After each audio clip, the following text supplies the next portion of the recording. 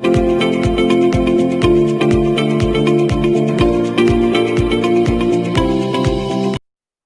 Everyone and welcome to another episode of Jawaniya talks. आज Jawaniya talks का Independence Day special episode है और special episode है तो स्पेशल गेस्ट होने चाहिए हमारे साथ। आज हमारे साथ इंडियन व्हीलचेयर क्रिकेट टीम के कैप्टन हैं सोमजीत सिंह गौर जी, आज हमारे साथ हैं। Welcome sir. नमस्कार, thank you so much Raghav ji, जो आपने अपने पोर्टल में मुझे इनवाइट किया और मेरे साथ की जितनी भी एक व्हीलचेयर क्रिकेटर की जो भी स्टोरी जो मैंने अपने स्ट्रगल फेज में देखी है या जो जी है, वो मैं आपके पोर्टल के माध्यम से जो हमारी जनता है, जो ऑडियंस है, उन तक पहुंचाने की कोशिश करूंगा। और आज जो हमारा इंडिपेंडेंस डे है, वो आपको और सारे देशवासियों को उसकी मैं शुभकामनाएं देना चाहूँगा। और ऐसे ही हमें भारतवर्ष में एकता बना के आगे बढ़ना है और भारत का नाम रोशन करना है। जी बिल्कुल। और जब भारत का नाम रोशन करने की बात आती है सर, तो व्हीलचेयर क्रिकेट का भी बहुत बड़ा हाथ रहा है। हम सारी चर्चा करेंगे, बट अभी शुरू करना चाहूंगा सर आपके बचपन से। सर 9 साल की उम्र तक आप सभी के जैसे चलते फिरते थे, हंसते खेलते थे, क्रिकेट खेलते थे। कुछ ऐसा होता है कि आपको फिर व्हीलचेयर पे आना पड़ता है, तो वो मैं जानना चाहूंगा। बचपन में एक इंसान जब नॉर्मली चल रहा होता है, सब कुछ कर रहा होता है, अचानक से उसे व्हीलचेयर पे आना पड़ता है, तो कैसा लगता है और क्या क्या चैलेंजेस फेस करने पड़ते हैं? जी, जैसा कि जब मेरा बर्थ हुआ था, जब मैं पैदा हुआ था, तो एक स्पाइनल ट्यूमर डिटेक्ट किया था डॉक्टर ने मेरे स्पाइन में, जिसके कारण उनको ऑपरेशन करना पड़ा जब मैं 4 महीने का था। और उसके बाद से जो मेरे सेंसेस थे इतने थे कि मैं चल लेता था। 9 साल की उम्र तक मैं चलता था आराम से। मैं सीढ़ियाँ चढ़ता था, उतरता था, खेलता था बाकी बच्चों के साथ, अपने स्कूल में जाता था। तो जो लाइफ एक सभी लोग जो एक छोटा एक बचपन में रहता है सबका, वो सब वैसे ही रहा। और धीमे धीमे क्या हुआ कि चलते चलते मैं गिर जाया करता था।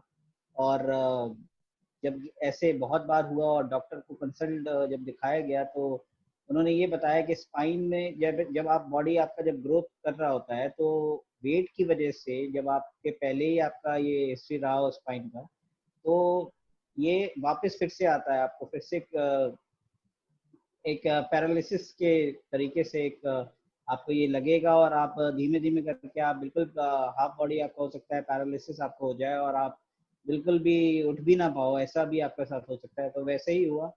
थोड़े दिन चलते हुए मेरी हाफ बॉडी बिल्कुल भी पैरालिसिस हो गई और मुझे लोग उठा के बैठाते थे।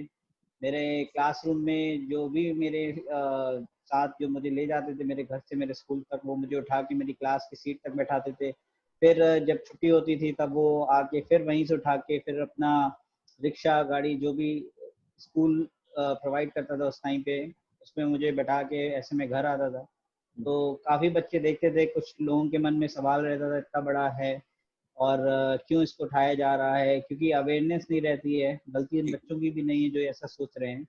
हमारे जो एजुकेशन में जो करिकुलम एक रहा है, वो इतना ही स्ट्रिक्ट रह गया है कुछ चीज़ों में, जो आगे की जो और अवेयरनेस वाली चीज़ें हैं वो नहीं लोगों को पता चलती है। अब वो बहुत ही चेंजेस आ रहे हैं। एक्सेसिबिलिटी कैंपेन हो गया, सारी चीज़ें अवेयर कर रहा है दुनिया को, और हमारे जितने भी स्कूल हैं उनके करिकुलम में भी सारी चीज़ें आ रही है। और ऐसे चलते चलते मैंने अपनी 10th जो स्कूलिंग है, मेरी हाई स्कूल है, वो मैंने रही जालौन, एक छोटा सा टाउन है जालौन डिस्ट्रिक्ट के पास, तो वहाँ से मैंने किया। देन मैं लखनऊ आया, फिर मैंने ओपन बोर्डिंग से अपना 12th किया। और फिर उसके बाद मैंने बीएससी में एडमिशन लिया। बीएससी में एडमिशन लेके आई वाज द क्या कहते हैं, टॉपर था मैं अपनी क्लास का, बीएससी जब मैंने पास आउट किया। और फिर उसके बाद मैंने बीकॉम परस्यू किया इंदिरा गांधी ओपन यूनिवर्सिटी इग्नू से। और फिर उसके बीच ही में, मतलब बीकॉम करते समय ही फिर मैं क्रिकेट जो है हमारा पर्सन विद डिसेबिलिटी की क्रिकेट है इंडिया में, उसकी तरफ थोड़ा मेरा एक इंटरेस्ट जागा कि अगर क्रिकेट हो रहा है पर्सन विद डिसेबिलिटी के लिए, तो क्यों ना, अगर एक पैशन रहता है इंडिया में, हर कोई गली पे आप देख लो क्रिकेट खेलता हुआ दिखाई देगा। तो ऐसे एक पैशन मेरे अंदर भी था कि अगर है एक मीडियम है तो उसको हम फॉलो करते हैं, उसको एटलीस्ट ट्राई करते हैं। फिर जब पता चला कि व्हीलचेयर के लिए ऐसा कोई मीडियम नहीं है, स्टैंडिंग डिसेबिलिटी के लिए ऐसा है, डेफ डम्ब के लिए है, ब्लाइंड क्रिकेट है, लेकिन व्हीलचेयर के लिए ऐसा कोई मीडियम नहीं है। फिर बड़ी ही एक डिससेटिस्फेक्शन हुआ, निराशा हुई कि क्यों नहीं है, मतलब ऐसा क्या है व्हीलचेयर वालों का क्या कसूर है जो नहीं व्हीलचेयर क्रिकेट ही नहीं है। तो फिर ऐसे करके सोशल मीडिया के थ्रू 4-5 लोगों से बात करते हुए हमने एक मैच कराया, एक डेमो मैच कराया। हमने सोचा एक मैच कराते, खेलते हैं आपस में, देखते हैं कि कितना हम इसको आगे ले जा सकते हैं, प्रोफेशनल बन सकते हैं। और ऐसे करके जो हमारा पहला रिकॉर्डेड मैच था 3 दिसंबर 2015 को हमने इलाहाबाद में खेला था। और उसके बाद से जो आज 2020 है तो काफ़ी चीज़ें हो चुकी हैं बीचों बीच में। 2015 में फर्स्ट रिकॉर्डेड मैच हुआ था और 2020 अब चल रहा है। तो ये बीच के जो 5 साल रहे हैं, सिर्फ आपके लिए नहीं, मैं पूरी टीम के लिए पूछ रहा हूँ। आपके सामने से कई प्लेयर्स आए होंगे, कई गए होंगे, और जो आपकी अब जाके टीम तैयार हुई है, कैसे रहे हैं ये 5 साल? किन किन मुश्किलों से आपके प्लेयर्स गुजरे हैं और किस तरह से वो सब अपने आप को मोटिवेटेड रखते थे? देखिए, जब 2015 में हमने पहला मैच खेला था, रिकॉर्डेड मैच जो था इलाहाबाद में, तो उस समय जिस स्थिति में प्लेयर वहाँ आए थे खेले, क्योंकि हमारे पास पैसे नहीं थे, उनको ट्रैवल फेयर जो हमारा जो था वो हमें देने के लिए पैसे नहीं था हमारे पास, वो अपने खर्चे पे आए, उन्होंने खेला। और आज धीमे धीमे करके बस वो ये देखते थे कि देखिए, मेरा यहाँ पे स्पोर्ट को प्रमोट करने का सिर्फ ये मकसद नहीं था कि व्हीलचेयर क्रिकेट देखा जाए। इसके पीछे का एक रीजन ये भी है कि बहुत सारे person with disability, specially wheelchair users, जो हार मान लेते हैं अपनी डिसेबिलिटीज से, कि सोसाइटी या उनको ऐसा कर देता है कि वो आगे कुछ नहीं कर सकते। तो स्पोर्ट्स में जब आते हैं और अपने जैसे और लोगों को देखते हैं और उनसे सीखते हैं कि अच्छा ये आप कर सकते हो, मैं तो इससे मतलब बेटर हूँ, मैं तो और अच्छा कर सकता हूँ, करेक्ट, या वो उन्हें उल्टा समझा सकते हैं, अच्छा आप ऐसे। तो जब ये एक्सपोजर जब उन्हें मिलता है, और पहला बात जब आप आ रहे होते हो, जब आप ट्रैवलिंग वाला पार्ट जो मैंने आपको बताया, जब आप खुद से डिपेंडेंट नहीं रहते हो किसी पे, आप खुद से सारी चीजें करते हो, तब आप अपनी इंपॉर्टेंस समझते हो कि हाँ मैं अपने आप से ही कुछ कुछ कर सकता हूँ लाइफ में। सोसाइटी जो मर्जी कहते रहे, अगर मैं पॉजिटिव हूँ, मेरा एटीट्यूड एक अच्छे डायरेक्शन के लिए है, तो मैं हर चीज कर पाऊंगा। तो ऐसे करते करते फैसिलिटीज में काफी चेंजेस आए हैं। जो हमें फैसिलिटीज उस टाइम हमने खेलते टाइम जो हमने देखी है, आज में काफी अंतर है। जो प्लेयर्स ट्रेन में जाते थे, आज इंटरनेशनल या कहीं भी जा रहे हैं तो वो फ्लाइट्स में आ रहे हैं, उनके स्टेट एसोसिएशन उन्हें सपोर्ट कर रहे हैं। और जो मैच हमने उस टाइम पे खेला था 3 दिसंबर को, तो उसमें हमारे पास प्लेयर्स भी नहीं थे प्रॉपर व्हीलचेयर वाले। जैसे मैंने आपको बताया, स्टैंडिंग डिसेबिलिटी क्रिकेट पहले से हो रहा था, तो ज़्यादातर जो हमारे प्लेयर्स थे, मतलब अगर हमारे 2 टीम बनाने और 22 प्लेयर्स हमको चाहिए, 11-11 दोनों टीमों में, तो हमारे पास 15 व्हीलचेयर यूजर्स थे। बाकी उन लोगों ने पार्टिसिपेट किया था व्हीलचेयर पे बैठ के, जिससे कि गेम एटलीस्ट कंप्लीट हो, क्योंकि व्हीलचेयर यूजर इतने थे नहीं उस टाइम पे जो पार्टिसिपेट कर सके। फिर आगे हमने फिर एक टारगेट लिया कि हम जो भी स्टेट टीम है हमारी वो बनाते हैं और 6 महीने बाद टूर्नामेंट करके देखते हैं। तो ऐसे करके दिल्ली, पंजाब और उत्तर प्रदेश की टीमें बनी, उन्होंने पार्टिसिपेट किया 6 महीने बाद, और उसमें दिल्ली विनर रहा और पंजाब रनर अप था, और यूपी जो थे अपना सारा मैच जितने हुए थे सब वो हार गया। मैं उसमें तब प्लेयर की तरह खेल रहा था, क्योंकि मैंने हमेशा एक चीज सीखी है, भले ही आपने कुछ भी स्टार्ट किया हो, लेकिन आप उसका चार्ज तभी ले जब आप उसके लायक हो। तो जो उस टाइम पे सीनियर और एक्सपीरियंस थे, तो उन्होंने कैप्टनसी की, और उसके बाद मुझे कुछ महीनों बाद मुझे कैप्टनसी जब दी गई, फिर हमने लखनऊ में CII जो है, उन्होंने एक मैच ऑर्गेनाइज किया जिसमें पद्मश्री दीपा मलिक जी भी आए थे। उन्होंने काफ़ी मोटिवेट किया सारे प्लेयर्स को, और ये बताया, ये सिखाया। उस टाइम मैंने एक मॉडल एथलीट देखा था अपने सामने, आंखों के सामने, जो पैरा खेल में इतना ही बड़ा एक स्टार मैं कहूँगा उनको। और उनसे देख के काफ़ी ज़्यादा एक मोटिवेशन मुझे मिली थी कि अगर इंसान इतना कुछ इतनी बड़ी उम्र में जाके एक चीज हासिल कर सकता है, तो हम तो अभी शुरुआत कर रहे हैं, हम भी मेहनत करेंगे तो बहुत कुछ अभी मुमकिन है। इवन अगर हम जो चीज नहीं कर पाते, हमारे आने वाले जो और प्लेयर्स होंगे, जो लॉट ऑफ प्लेयर जो होगा, वो इस चीज को शायद मुकाम को हासिल कर पाए। तो हमने कभी ये नहीं सोचा कि हमको ये हासिल करना है, हमें बस अपनी कोशिश पे भरोसा था और इसी को हम आगे बढ़ाते गए। बिल्कुल। और फिर हमारा हर स्टेट में स्टेट टीम्स बनती गई, 12-13 स्टेट टीम्स बनी। फिर नेशनल फार्म एसोसिएशन का फॉर्मेशन हुआ, जिसका एक हिस्सा मैं भी हूँ। और साथ ही साथ बहुत सारे लोग जो अलग अलग स्टेट से आते हैं वो हैं, क्योंकि ये प्लेयर्स का ही स्टार्टिंग में इनिशिएटिव था जो एसोसिएशन, नेशनल एसोसिएशन को बना पाया। क्योंकि जब भी हम किसी से ये चीज़ आगे बढ़ाते थे तो वो हंस के ये कह देते थे ये चीज़ ज़्यादा आपकी पॉपुलर नहीं होने वाली, और आप इसको एक चैरिटी की तरह देखें तो ज़्यादा अच्छा है। जी। और अगर आप हमसे हेल्प भी चाहते हैं तो हम एक सोशल कॉज के तरीके से इसको देख सकते हैं, लेकिन उन्होंने कभी इसे प्रोफेशनल स्पोर्ट नहीं लिया।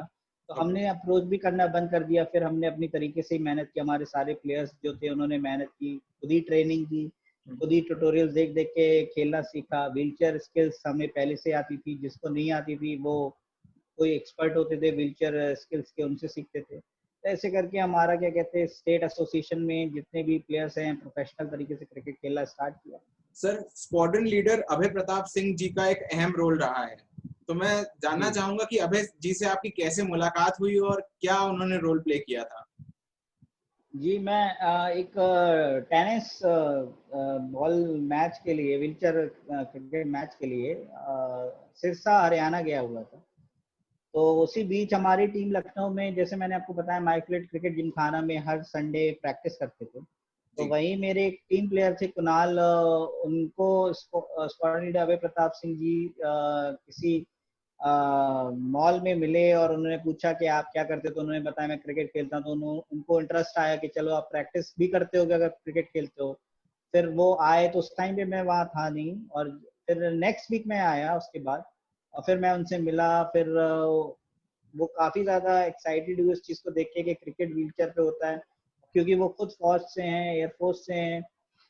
इतना मोटिवेट ऑलरेडी वो किया हुआ है उन्होंने दूसरों को, अपनी पर्सनल लाइफ से लेकर अभी फौज तक जो भी उन्होंने समय उसमें बिताया है अपना।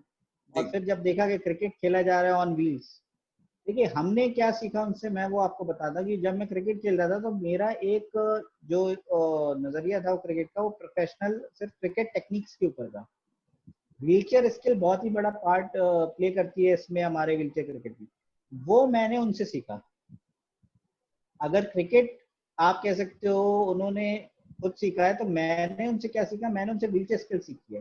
कैसे एक पर्सनैलिटी अपनी बनाते व्हीलचेयर पे बैठ के, वो मैंने उनसे सीखा है। डिसिप्लिन कैसे करते हैं वो मैंने उनसे सीखा। जी। फिर ऐसे करते करते जब उन्होंने आगे चार्ज लिया, और फिर ये वो फॉर्मर वाइस कैप्टन भी रहे हैं हमारे इंडियन टीम के।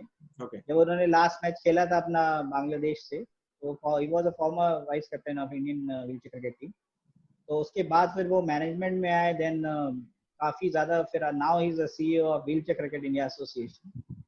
तो ऐसे करके उन्होंने काफ़ी ज़्यादा मोटिवेट किया है मुझे पर्सनली, मुझे काफ़ी ज़्यादा मोटिवेट किया है, जिसके लिए मतलब काफ़ी टाइम ऐसा आता था जब मैं क्रिकेट खेल रहा होता था, परेशान हो जाता था, क्योंकि शायद मेरे में अंदर इतना पेशेंस नहीं था उस समय कि मैं इसको देखूं कि क्यों बीसीसीआई नहीं आ रहा है। परेशान हो जाता था क्यों नहीं जी। इतना हो, तो तब वो समझाते थे। तो ये कहीं ना कहीं मेंटोर का काम होता है, आपको समझाना, आपको आगे रखना। तो आज जो हम इतना 5 साल कर पाए, तो उसमें से काफ़ी ज़्यादा श्रेय उनका भी जाता है। और उनके डिसिप्लिन, उनके मेंटोरशिप की वजह से हम आगे बढ़ रहे हैं और आगे भी बढ़ते रहेंगे। फिर साथ ही में हमारा जो नेशनल एसोसिएशन था, तो उसमें मैं और काफ़ी स्टेट के प्लेयर, और साथ ही साथ रिटायर्ड एयरफोर्स से स्क्वाड लीडर अभय प्रताप सिंह जी ने, जब इसमें हमारे क्रिकेट में एज अ प्लेयर उन्होंने खेलना स्टार्ट किया था, और उन्होंने देखा कि बहुत ज़्यादा प्लेयरों के साथ अदर एनजीओ में पैसे लेकर और कुछ ना कुछ गलत तरीके से एक मिस गाइड और मिस कम्युनिकेशन एक पैरा व्हीलचेयर क्रिकेट के नाम से किया जा रहा है। तो हमने सोचा कि हम अपना एक नेशनल एसोसिएशन बनाते हैं, स्टेट एसोसिएशन बनाते हैं। तो उन्होंने आगे इनिशिएटिव लिया, क्योंकि मैं शुरू से ही एक प्लेयर की तरह दिखना चाहता हूँ, क्योंकि मेरा काम है क्रिकेट में एक प्लेयर की तरह रहना। भले ही एसोसिएशन फॉर्म किया हो, उसका एक पार्ट हूँ, लेकिन मेरा अभी भी रोल एक प्लेयर की तरह ही है। और जब तक मैं खेल रहा हूँ तो मैं अपने आप को उसी बाउंड्री के अंदर ही देखना पसंद करता हूँ, क्योंकि मैं नहीं चाहता कि कल को लोग उस पर भी एक क्वेश्चन करें कि आप दो दो चीज़ें कैसे करते हैं, क्योंकि लोग समझते कम है और सवाल पहले करते हैं। तो हमें समझने की ज़रूरत बहुत पहले है कि ऐसा क्यों है, पर ऐसा क्यों, लोग क्यों नहीं आ रहे थे आगे, क्यों इन लोगों को खुद एसोसिएशन बनाना पड़ा। बहुत सारे ऐसे सवाल थे उस टाइम पे, लेकिन जैसे हम धीमे धीमे आए तो हमारे उत्तर प्रदेश लखनऊ में ही मेरे एक मेंटोर हैं अवरल जैन जी, उन्होंने काफ़ी मदद की हमारे स्टेट टीम को।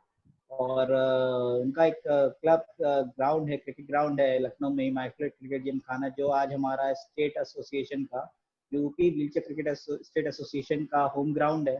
तो पहला इंडिया में एक व्हीलचेयर क्रिकेट एसोसिएशन है जिसका अपना एक होम ग्राउंड है। तो बहुत ही बड़ी बात होती है हमारा प्लेयर्स एक टीम के लिए कि उसका एक होम ग्राउंड है। और इसी तरीके से आगे हर स्टेट में कुछ ना कुछ सपोर्ट करके उनको होता रहा। और हमने नेशनल फॉर्मेशन जब हमने किया, उसके बाद हमारा टारगेट था नेशनल चैंपियनशिप कराना। जितने भी हमारे स्टेट खेल रहे थे आपस में इतने सालों से, उनका इकट्ठे एक जैसे रणजी फॉर्म होता है बीसीसीआई में, एक हमारा ऐसे नेशनल चैंपियनशिप हमने कराया जिसमें से 12 टीम्स ने पार्टिसिपेट किया था। और जिसमें यूपी का कैप्टनसी उस टाइम मुझे दिया गया था। और यूपी पहला नेशनल चैंपियन बना था उसी पहले सीजन में अपने। और फिर उसके बाद हमारे टीम ने एक फ्रेंचाइज फॉर्मेट में एक व्हीलचेयर क्रिकेट को इंट्रोड्यूस किया, जिसको IWCL का नाम दिया गया, इंडियन व्हीलचेयर क्रिकेट लीग, जो 4 टीम्स को बना के किया गया था। और उसमें भी जो उत्तर प्रदेश स्ट्राइकर्स, जो हमारी टीम थी उसमें मैं एज ए प्लेयर गया था, कैप्टन हमारे कोई और थे, वो टीम जीती थी। फिर हमारा नेशनल टीम का सिलेक्शन कैंप हुआ जो बांग्लादेश टूर के लिए था, ढाका में जो सीरीज हो रही थी बांग्लादेश से। तो उसमें जो कैंप हुआ 4 दिन का, उसमें जो भी सिलेक्शन कमेटी थी उन्होंने वहाँ के परफॉर्मेंस को देख के मुझे कैप्टन बनाया। और हमने टूर किया, हम बांग्लादेश गए, हमने वहाँ सारे मैचेस जीते। हम वापस आए, काफ़ी ज़्यादा जो हमने एक्सपेक्टेशन हमारी बिल्कुल नहीं थी वो हमने देखी कि एक मिनिस्टर ऑफ स्टेट हमको रिसीव करने आ रहे हैं एयरपोर्ट पे। ये बहुत बड़ी बात है हमारे लिए, आज भी बहुत बड़ी बात है हमारे लिए। और बहुत बड़े बड़े डिग्निटरीज, पॉलिटिकल फेसेस जो हैं, जिन्होंने अपने घर, अपने ऑफिस में बुला के हमें सम्मान किया, हमारी टीम को सम्मान किया। ऐसे करते करते बहुत ज़्यादा एक एक एनर्जी, हम पॉजिटिव एनर्जी हमारे टीम में आई कि चलो हमने कुछ किया है। भले ही वो एक क्राउड के फॉर्म में ना आया हो, लेकिन अगर एक इतने बड़े मतलब मिनिस्टर्स और इतनी लोग अगर आपको अप्रिशिएट कर रहे हैं, तो आगे आने वाला समय में और आम जनता भी उसको अप्रिशिएट करेगी। क्योंकि एक प्लेयर की तरह आपका एक एम होता है कि ग्राउंड में, क्राउड से भरा हुआ ग्राउंड में आप खेलो। आपको ये कोई मायने नहीं रखता कि आपको कौन क्या कैसे अवार्ड मिले, बस एक प्लेयर का सपना होता है कि भरे हुए एरिना के अंदर वो परफॉर्म करे। वही मेरा सपना है और देखते हैं कब तक वो पूरा होता है। अभी तो शुरुआत है और धीमे धीमे करते हुए हम उसको आगे बढ़ा रहे हैं। सर, एशिया कप के दौरान जो व्हीलचेयर क्रिकेट एसोसिएशन का मैच हुआ था पाकिस्तान के साथ, जो सीरीज हुई थी, वो हम लोगों ने जीती थी। तो जी पाकिस्तान को हराने का मजा कुछ अलग ही जी। होता है। इंडिया वालों में जोश भर जाता है, स्पेशली जब पाकिस्तान की बात आती है। तो वो जी कैसा था एक्सपीरियंस जब आपने पाकिस्तान को हराया था और वो सीरीज जीती थी? एक एक इसका बहुत ही फनी इंसिडेंट है, मैं आपको बताता हूँ। जी। जब पाकिस्तान टीम और हमारा, जब हम आए थे अपने होटल्स में, होटल रूम में थे, तो हमारी एक मीटिंग होती है टीम मैनेजमेंट की, हमारे मैनेजमेंट की और पाकिस्तान टीम के मैनेजमेंट की, जो हमने कैफेटेरिया में की थी, जहाँ पे हमने स्टे किया था दुबई में। तो वहाँ पे जो उनके मैनेजर थे, तो मैंने एक फॉर्मल हैंडशेक जो हमारा लास्ट में किया जाता है वो मैंने किया। तो उन्होंने पंजाबी में मुझे बोला कि तुम लोग खेल भी पाओगे कल हमारे सामने। ओके, तो मुझे समझ में नहीं आया, मेरे कोच पंजाबी थे उस टाइम पे, पंजाबी कोच थे, पंजाब से थे। तो उन्होंने मुझे बताया कि, मैंने उनसे पूछा इन्होंने बोला क्या है। उन्होंने बोला कि इन्होंने तुमसे पूछा है कि क्या तुम खेल पाओगे, तुम लोगों में इतना दम है हमसे जीत पाओ, तुम हमसे खेल भी पाओ हमारे सामने, मतलब खड़े हो पाए, इतना तुम्हारे अंदर दम है। जी। तो फिर कोच ने हमारे समझाया इनको ऐसे नहीं हमें जवाब देना है, हमें मुंह से नहीं बोलना है, हमें जो करना है हमें तीनों मैच में एक एक मैच को ध्यान देते हुए अपनी परफॉर्मेंस से देना है।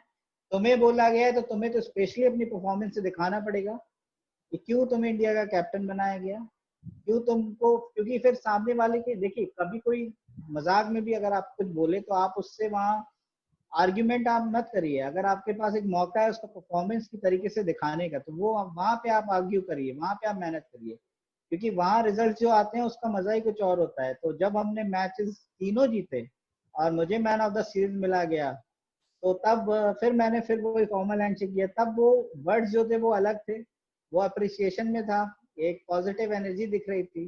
तो ऐसे आप देखिए जिस इंसान ने हमारी टीम का मजाक उड़ाया था और लास्ट प्रेजेंटेशन सेरेमनी में जिसने हमारी टीम की तारीफ की, तो एक बहुत ही बड़ी बात होती है किसी भी टीम के लिए, किसी भी प्लेयर के लिए। तो इस तरीके से हमने देखा था और काफी एक्साइटिंग सीरीज थी, काफी मतलब एक्सपीरियंस प्लेयर थे। जैसे मैंने बताया पाकिस्तान हमारे सीरीज से पहले नंबर 1 रैंकिंग में आया था और हम भी डरे हुए थे। देखिए इंडिया पाकिस्तान कोई आसान बात नहीं होती है। जब आप टॉस के लिए जाते हो और हैंडशेक करते हो और जब आपको कॉल लेना होता है उस टाइम पे आपको सारी दुनिया एक तरफ दिख जाती है कि क्या होगा, हारोगे तो कैसे लोग क्रिटिसाइज, मतलब सब आपको दिख जाता है। जी। और जिस तरीके से हमने मैचेस खेले हैं और जैसे हमने वो मैचेस बचा के मतलब हमने जीते हैं, वो हमें पता है कि कितनी मेहनत लगी उसमें। तो बहुत ही एक्साइटिंग था, बहुत ही अच्छा लगा। हमारे जितने प्लेयर्स थे उन्होंने मेहनत की और इसी तरीके से वो जीते, उन्होंने अच्छा परफॉर्म किया। और काफी मतलब लगा पहली बार इंडिया पाकिस्तान में क्यों इतना माहौल बड़ा हुआ होता है, पहली बार जब खुद खेला तब उसको एक्सपीरियंस किया। और साथ ही साथ लगातार हमारे एशिया कप के भी मैचेस हो रहे थे, एक दिन जैसे हमारा मैच होता तो अगले दिन इंडिया का मैच होता था, वहां भी पाकिस्तान इंडिया के मैचेस में इंडिया ही जीती थी।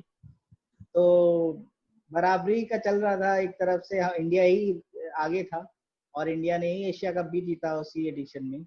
तो काफी अच्छा लगता है जब विदेशी धरती पे आपका जो नेशनल एंथम है उसके साथ आपका फ्लैग बिल्कुल हाई होस्ट किया जाए, बिल्कुल झंडे को लहराते हुए आप देखें।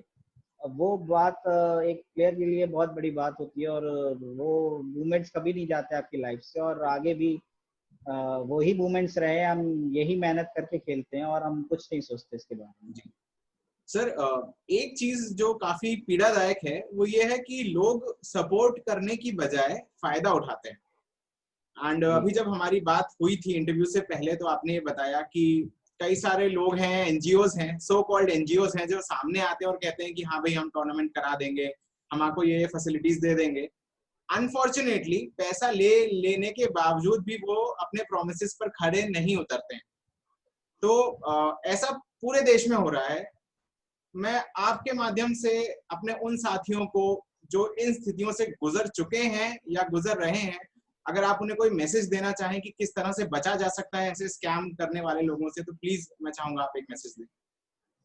देखिए जैसे आपने बहुत अच्छी बात कही यहाँ पे कि इसको स्कैम की तरीके से ही हमें देखना पड़ेगा, ये कोई छोटी चीज नहीं है।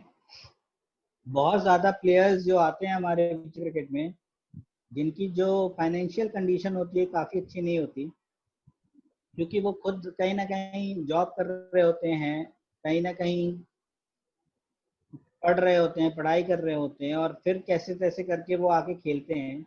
और उसके बाद जब देखिए इंडिया में आप ये चीज तो मान के रखिए कि जब ग्राउंड में है तो सिर्फ 11 प्लेयर ही खेलेंगे, ठीक है। आप भले ही 10,000 प्लेयर्स बना लीजिए, 1 लाख प्लेयर्स आपके एसोसिएशन में खेले, लेकिन खेलने 11 ही है ना। जब ग्राउंड में खेलेंगे 11 है, मैनेजमेंट में स्पॉट तो 15 का जाएगा लेकिन खेलेंगे 11 ही। तो बहुत सारे प्लेयर जो रह जाते हैं, जो हताश हो जाते हैं, तो उनको निशाना बनाते हैं ऐसे एनजीओ जो कहते हैं कि हम आपको भाई 20,000 रुपये आप दीजिए, हम आपको नेपाल के किसी एनजीओ से खिला देंगे और इंडिया आप खेल लोगे। तो वो खुश हो जाते हैं, उनको लगता है अरे शॉर्टकट मिल गया, हम तो इंडिया खेल लिया।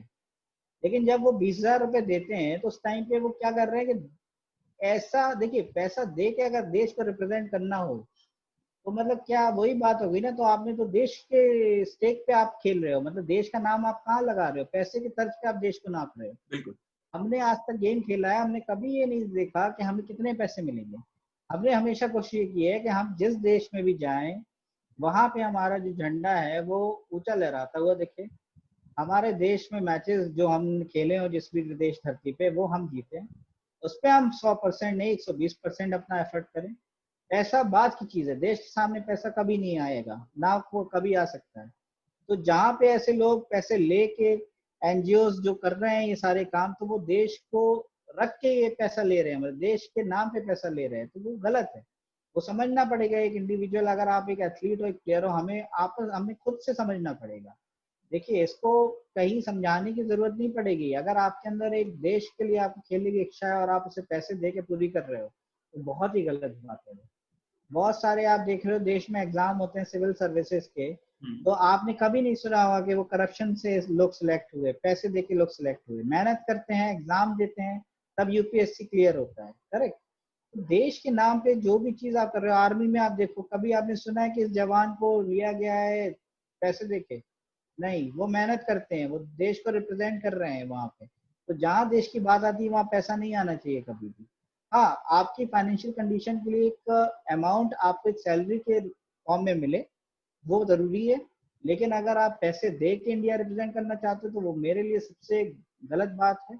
देश को आप तर्ज पे ला के, आप क्या कहते हैं, पैसे को तर्ज पे ला के आप देश को रिप्रेजेंट करना, मैं कभी इसके ना फॉलोअर में था, ना मैं आगे इसको सपोर्ट करता हूँ।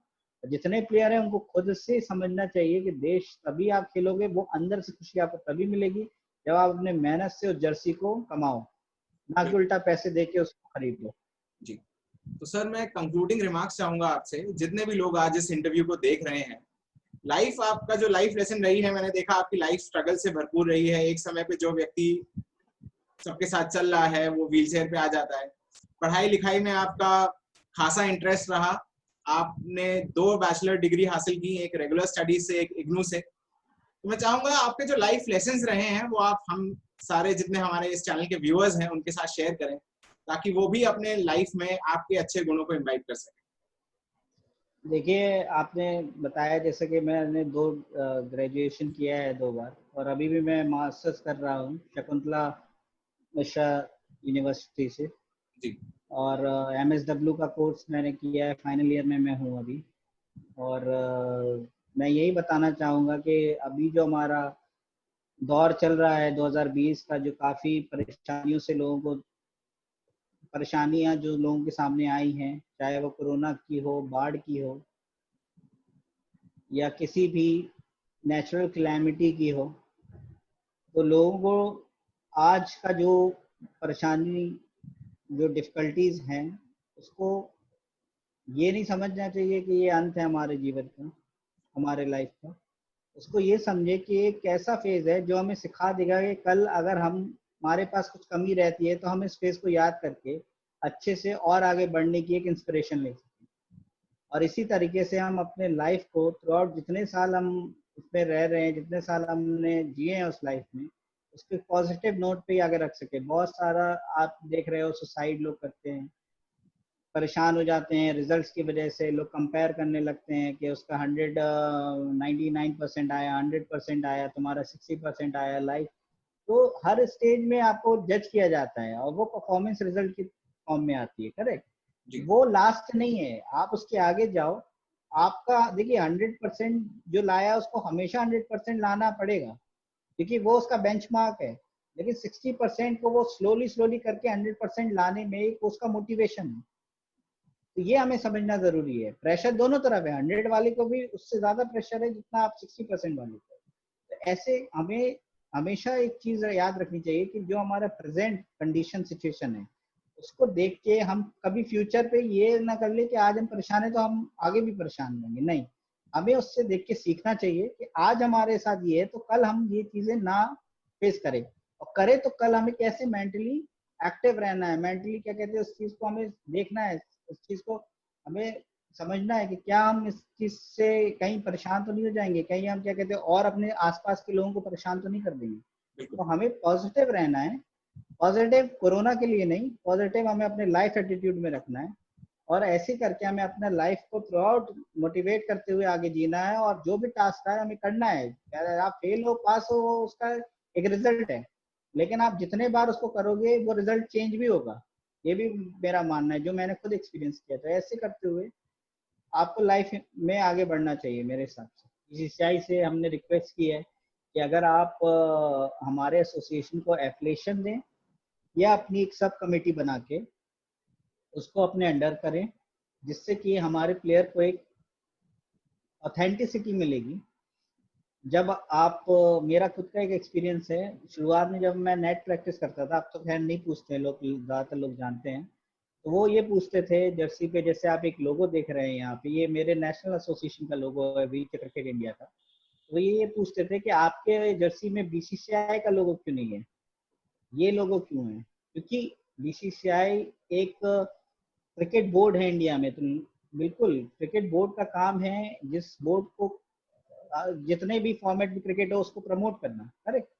तो इसलिए लोग सोचते हैं कि बीसीसीआई क्यों नहीं है, फिर उनको धीमे धीमे समझ आता है कि हाँ ऐसा आगे होगा। और अभी भी बीसीसीआई ने कॉन्स्टिट्यूशन में अपना ये लेके आए हैं कि पर्सन विद डिसेबिलिटी के लिए वो अलग से एक सब बोर्ड, सब कमेटी बनाएंगे, जिसमें फॉर्मर इंटरनेशनल प्लेयर्स को ही डिफरेंटली एबल क्रिकेटर्स जो हैं बेसिकली उनको रखा जाएगा।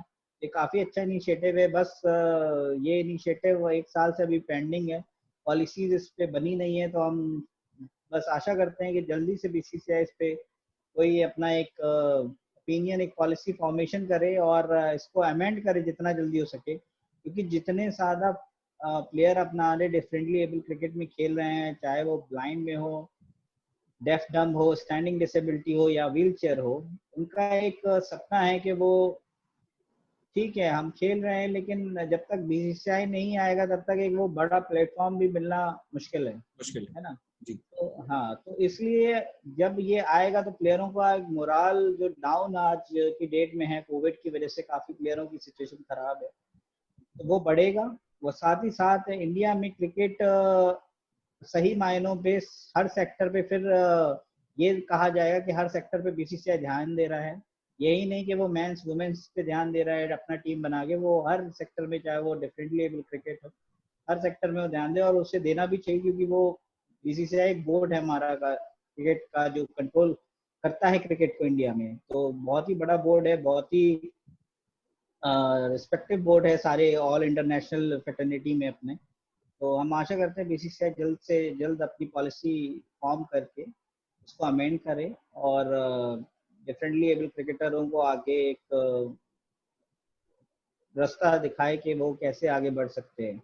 सर हमारी यही उम्मीद है कि बीसीसीआई से जितना जल्द हो सके रिकॉग्निशन मिले, अफिलिएट हो जाए, ताकि हम लोग आपको अगली बार जब आपसे बात करें तो यहाँ पे बीसीसीआई का लोगो और हम प्राउडली कहें कि हाँ हम भारतीय क्रिकेट टीम ऑफिशियली, जो हमारी क्रिकेट टीम है रिकॉग्नाइज बीसीसीआई से, आप उस नाम को आगे लेके जाएं जब भी आप नेक्स्ट कोई इंटरनेशनल मैच खेलें।